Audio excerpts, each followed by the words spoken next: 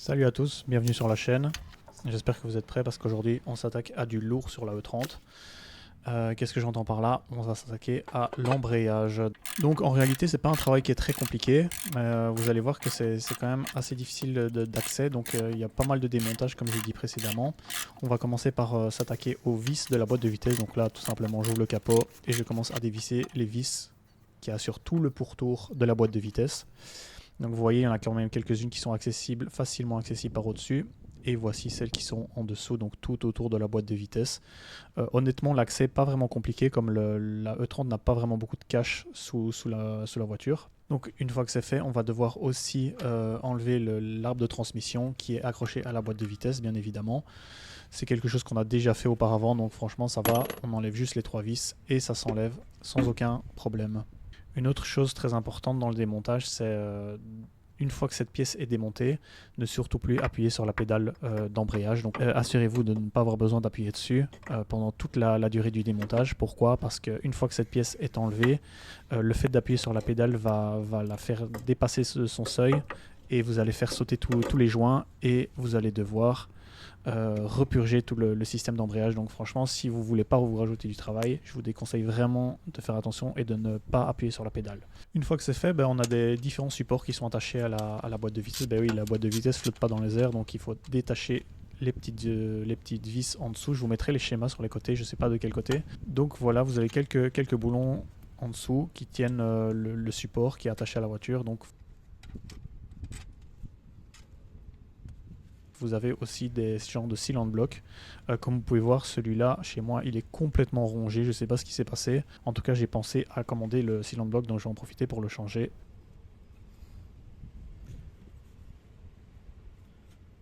Donc pour enlever la boîte, comme je vous ai dit, j'ai pas de garage. J'ai rien pour la descendre. Et je suis à ras du sol, donc la voiture est un petit peu surélevée, mais rien de spécial. Donc je mets ça sur un cric, je sécurise tout. Je vais faire délicatement descendre la boîte.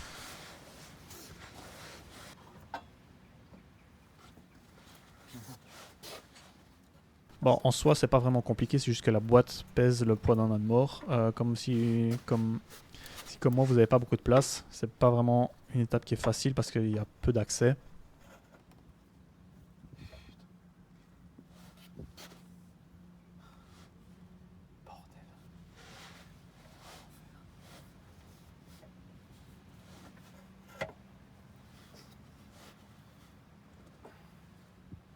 Une fois que la boîte est de toute façon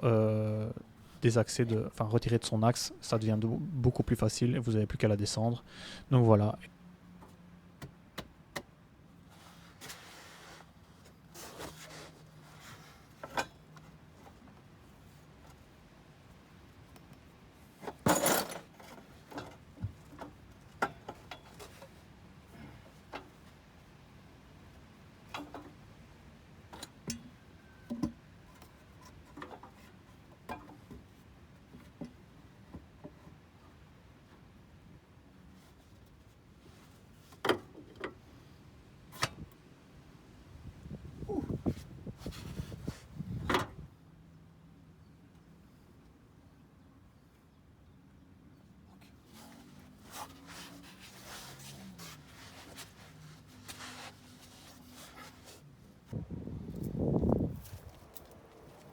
Une fois que c'est enlevé, ça se présente comme ça. Il y a pas mal de fuites un peu partout. Je ne sais pas exactement d'où ça vient.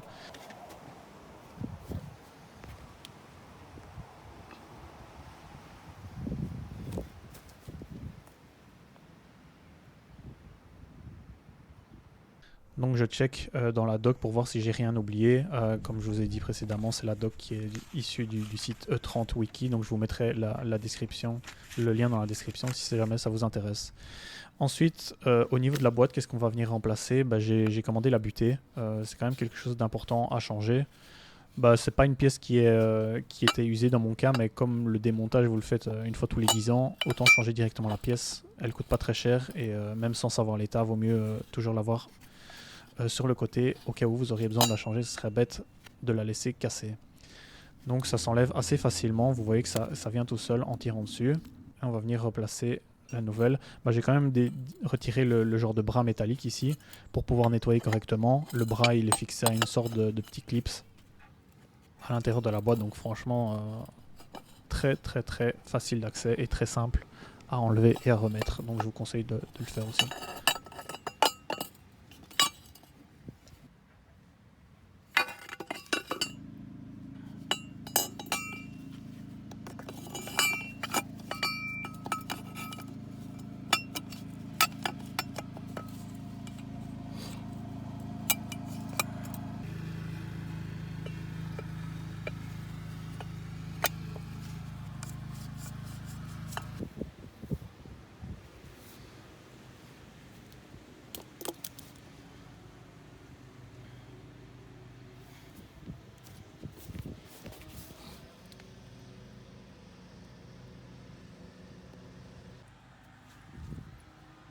On fait bien attention aussi de ne pas perdre les vis.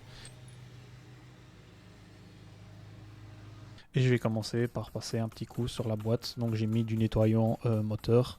Comme elle était toute grasse, toute dégueu, j'ai appliqué sur la boîte à l'intérieur, à l'extérieur. Et je vais laisser agir pendant que je fais les autres petites réparations.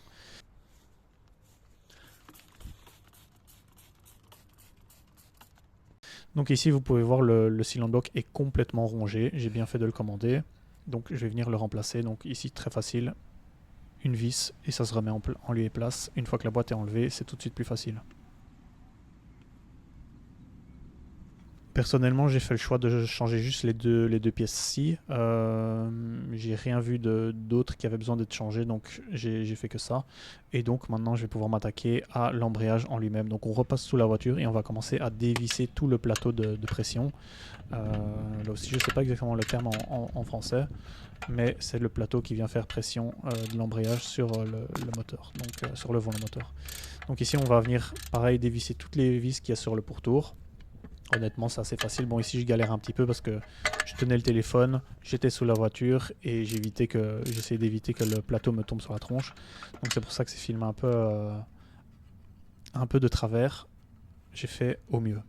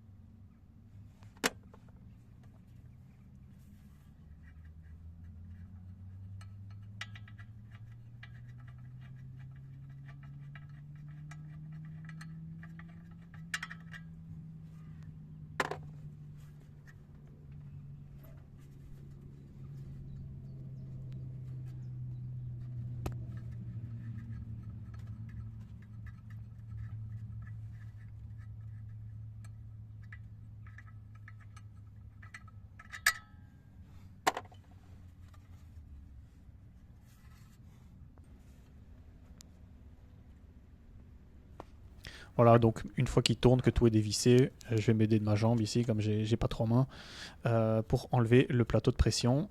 Et on va venir dévoiler le beau volant moteur. Donc il a un petit peu chauffé, hein, comme on peut voir ici, il est un petit peu bleuté. Bon, la voiture a quand même 40 ans, donc on lui pardonne. Donc voilà comment le plateau d'embrayage se présente. Donc pour rappel, le plateau d'embrayage c'est une pièce d'usure, un peu comme les freins. Donc ça, il faut absolument le changer à chaque démontage. Et le reste est optionnel suivant l'état. Donc ce que j'ai fait ici, c'est que j'ai commandé l'embrayage, bien évidemment, en neuf. Petite comparaison entre le nouveau et l'ancien. Bon, il n'y avait pas spécialement besoin de le changer, mais je l'ai quand même commandé et je vais quand même le remplacer vu que je l'ai sous la main. Et pour la suite, ce que j'ai fait, c'est que j'ai commandé des pièces qui étaient d'occasion. Donc pourquoi j'ai fait ce choix? Parce que tout simplement le volant moteur pour M10 sur E30 est complètement introuvable en neuf. Donc j'ai cherché, j'ai pas trouvé la pièce. Ou alors je l'ai trouvé à 700 €, donc faut pas déconner non plus. Donc ce que j'ai fait, c'est que j'ai trouvé un kit complet d'embrayage pour E30 qui était utilisé mais qui avait l'air en état correct. Ne sachant pas l'état dans lequel était mon volant moteur, je l'ai quand même commandé histoire d'avoir une pièce qui soit correcte si jamais le mien est fumé, quoi. Donc si le mien est mort. Donc ce que j'ai fait, c'est que je vais faire un petit mishmash de toutes les pièces. Donc celle qui est sur la voiture, celle que j'ai commandée et celle que j'ai achetée en occasion pour essayer de mettre à jour et mettre à neuf, le plus à neuf possible, toutes les pièces d'embrayage pour que la voiture soit roulante et qu'il n'y ait pas de problème futur, quoi. Donc ici, ce que je fais, c'est que j'ai commandé aussi une pièce pour centrer le disque d'embrayage. Vous allez comprendre après, je vais vous montrer, mais en fait, le disque d'embrayage flotte entre le plateau et le volant moteur. Donc pour le montage, c'est un petit peu complexe. Si vous n'avez pas le petit outil là, j'ai acheté ça sur AliExpress. Ça coûte une dizaine d'euros. C'est vraiment recommandé de l'acheter pour le remontage. Personnellement, je galérais un peu à comprendre le fonctionnement. Je sais pas si j'ai acheté une pièce de merde ou alors c'est vraiment que j'ai pas compris le fonctionnement. En tout cas, j'ai fait un test avant de monter l'embrayage. Comme vous pouvez voir ici, le disque d'embrayage flotte derrière le plateau une fois qu'il est revissé. Donc voilà, perso, j'ai pas utilisé l'outil, j'ai quand même fait les vérifications pour voir qu'il soit bien centré partout. Donc j'ai le même bord sur tout le pourtour. Je sais pas trop comment expliquer, mais il a l'air bien centré. Il est exactement au même endroit sur tout le tour du volant moteur. Donc pour le remontage, c'est la même chose en sens inverse. Donc vous remontez tout comme vous avez démonté, rien de spécial à ce niveau-là. Et une fois que c'est fait, on va faire un test pour bien s'assurer que tout fonctionne correctement avant de prendre la route. Donc vous allez remarquer directement de toute façon si vous avez inversé quelque chose ou si l'embrayage a mal été remonté, vous ne serez pas en mesure de passer les vitesses. Donc voilà, c'est quelque chose d'important à noter. Et une fois que ça a l'air ok, on va prendre doucement la route et vérifier que tout fonctionne bien, que les rapports passent bien. Donc voilà, j'espère que cette vidéo vous a plu. Il y avait pas mal de travail. C'est quelque chose quand même qui devait être fait sur la voiture. Je ne savais pas exactement dans quel état c'était. Après avoir acheté la voiture, comme vous avez pu le voir dans le moteur, il y avait plein de trucs qui n'allaient pas. Donc je me suis dit que c'était une bonne idée de quand même faire l'embrayage pour éviter les problèmes futurs et repartir sur une bonne base. Donc voilà, j'espère que ça vous a plu et on se retrouve dans la prochaine vidéo. Ciao!